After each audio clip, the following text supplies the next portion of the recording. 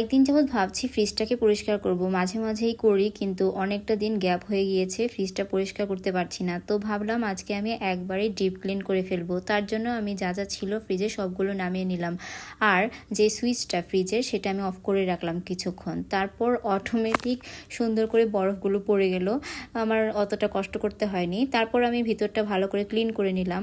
দেখতেই পাচ্ছ তোমরা, ফ্রিজটাকে একদম ডিপ ক্লিন করে ফেলছি। ফ্রিজটাতে যে পরিমাণে বরফ জমেছিল, যাই হোক ফ্রিজটা এখন একদমই ক্লিন হয়ে গিয়েছে, দেখে ভালো লাগছে। ফ্রিজের ভেতরটা একদম ডিপ ক্লিন করে ফেলছি। এখন ফ্রিজটাকে একটু সামনের দিকে টেনে তারপর ফ্রিজের পেছনের সাইডটা একটু পরিষ্কার করে নিচ্ছি। তারপর নিচে কিছু ময়লা জমেছিল সেগুলো পরিষ্কার করে নিচ্ছি। তো আমার এখানে কাজ শেষ, দেখতেই পাচ্ছ কত সুন্দর লাগছে দেখতে। তো এখন আমি ফ্রিজটা যে জায়গায় ছিল সেই জায়গায় আবার বসিয়ে দিলাম। এখন ফ্রিজের উপরের সাইডটা একটু মুছে নিলাম ভালো করে, আগেও মুছেছিলাম, তারপর এখন একটু ভালো করে মুছে নিলাম। ফ্রিজটা আজকে একদম ডিপ ক্লিন করে ফেললাম।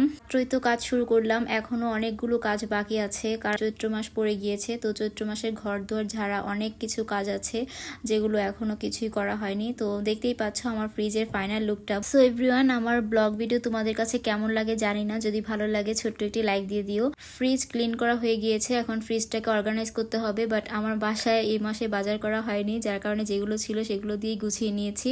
এই ছিল আমার আজকের ব্লগ, হচ্ছে আবার তোমাদের সাথে নেক্সট ব্লগে।